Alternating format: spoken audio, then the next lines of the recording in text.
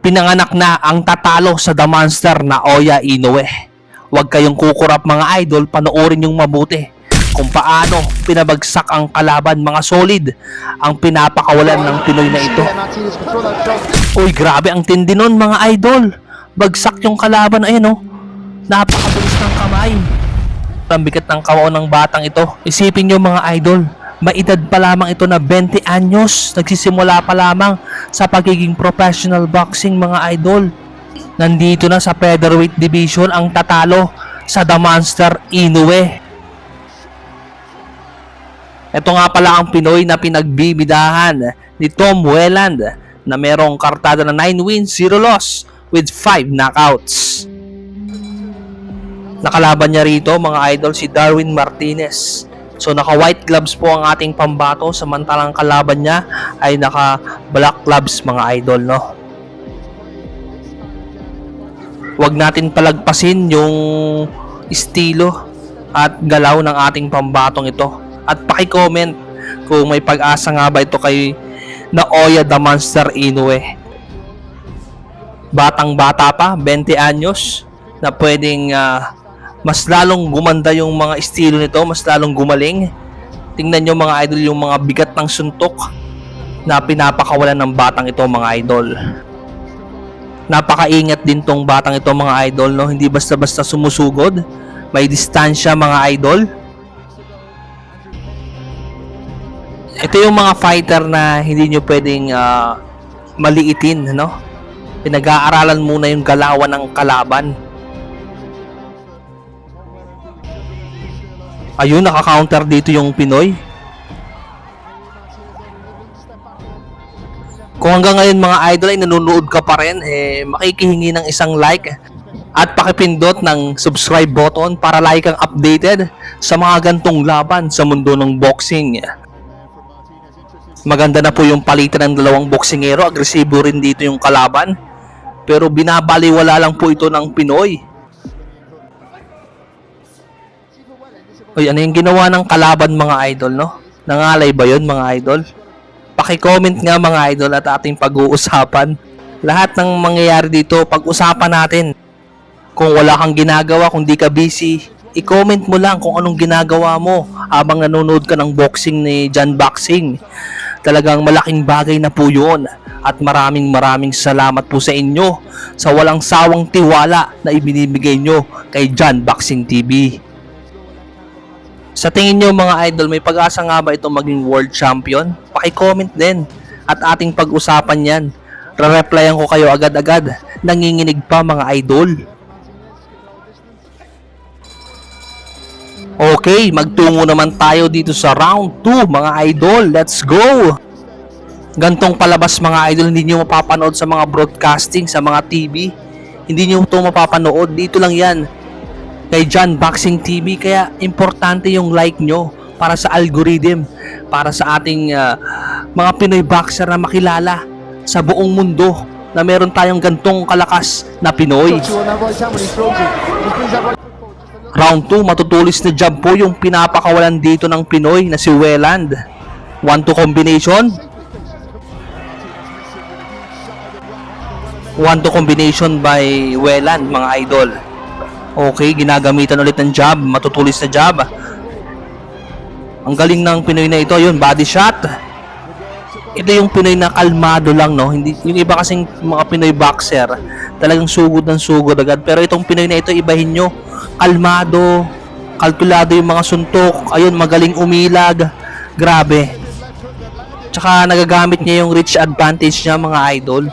Talagang magaling gumamit ng reach advantage. Tingnan nyo, tinutukod niya yung kaliwa niya mga idol. Ayan ang sinasabi ko mga idol. Bagsak yung kalaban.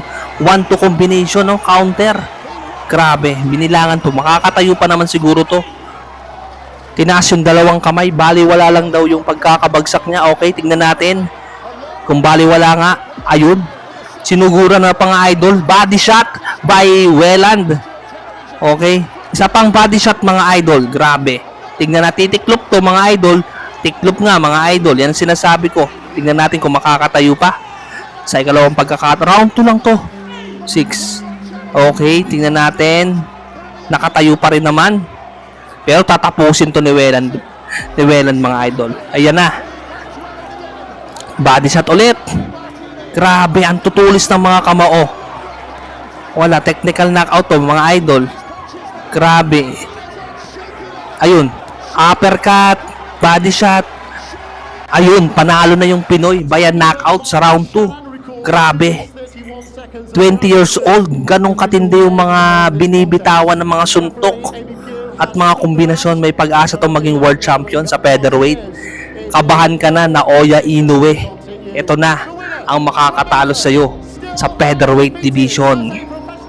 Anong masasabi niyo mga idol? Paki-comment kung totoo nga ba yung sinasabi ko. Comment down below at ating pag-uusapan yan. At hanggang ngayon ay nanonood ka pa rin, paki-like and pindutin mo na rin yung subscribe button para lagi kang updated sa mga gantong laban sa mundo ng boxing. Tignan nyo rin yung isang laban niya mga idol. Oh, grabe, napakatindi.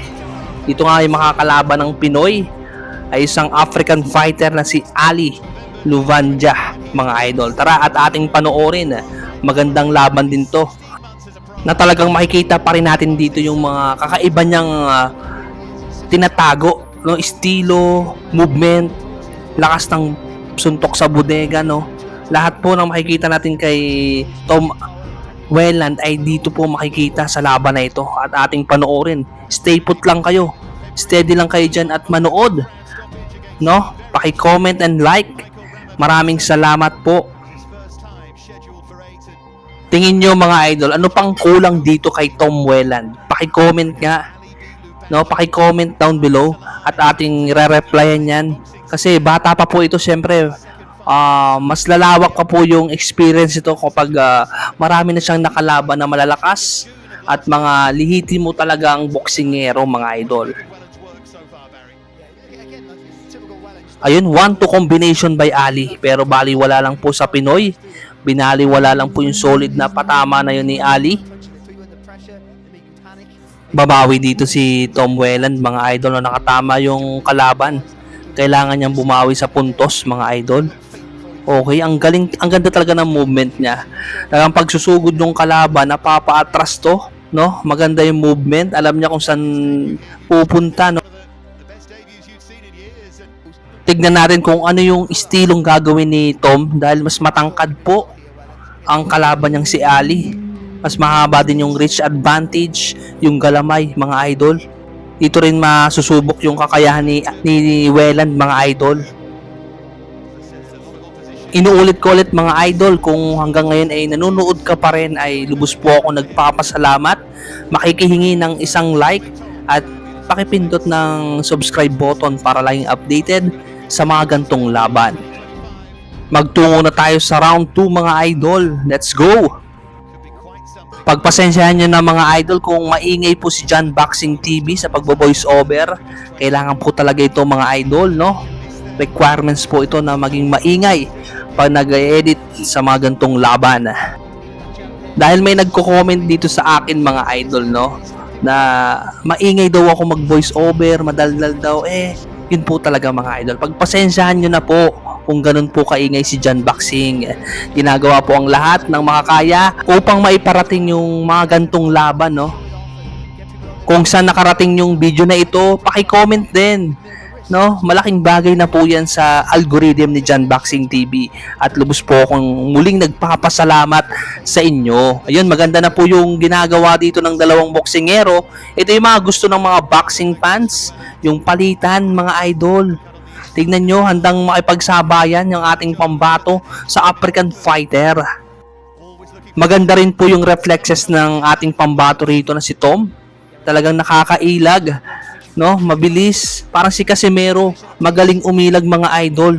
Nahuhulaan niya agad kung saan babato yung kalaban. Ito yung maganda rito kay Tom. 1 minute sa round 2 mga idol. Maganda yung palitan na naman. Ang ganda ng uppercut doon ng Pinoy. Uppercut tapos nagpa-follow up pa mga idol ng mga kombinasyon. Ito yung hinahanap ng mga MP promotion mga idol. Nalalapit na yung laban din ni Pacquiao, no? Isingit ko nga pala mga idol, nalalapit na yung laban ni Pacquiao kay Barrios. Kanino kayo doon mga idol? Paki-comment din dito Since nandito na rin din kayo mga idol, tingin nyo ano bang magiging advantage ng ating pambansang kamao? Ayan, kunorder na po yung kalaban.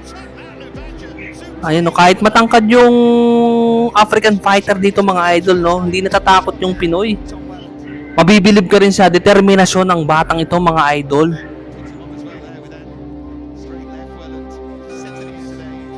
Okay, magtungo na tayo sa round 3. Tignan natin kung anong magiging estilo dito ni Tom sa round 3 mga idol. Sinasabi ko sa inyo, huwag kayong kukurap mga idol. Maganda po yung ipapakita rito ng ating pambato. Ayan.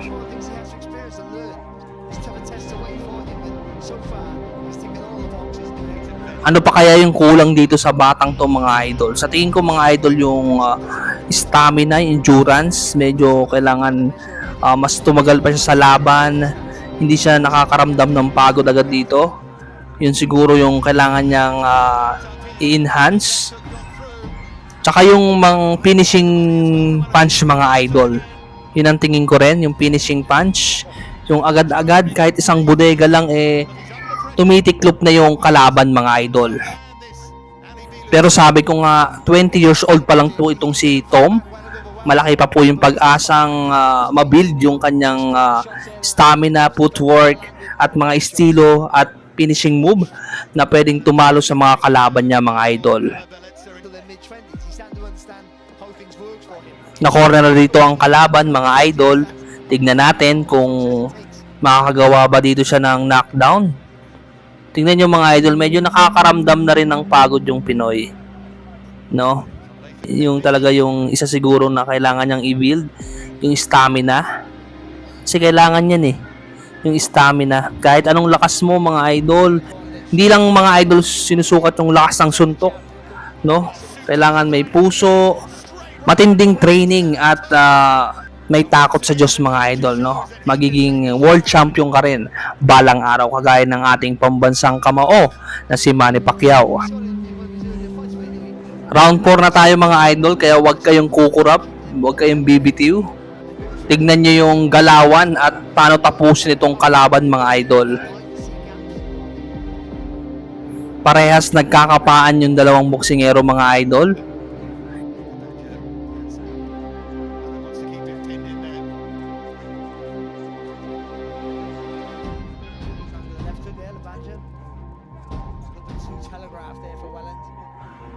Tingnan natin mga idol. Ayun, ang lakas po ng bodega mga idol. Pero winarningan ata dito ang ating kababayan. Medyo malapit na sa ibaba ng kalaban mga idol. Kaya winarningan. Na-corner na naman dito ang kalaban mga idol. Okay, sunod-sunod na atake agad ang ginagawa dito ng Pinoy. Tingnan natin kung dito na matatapos ang laban.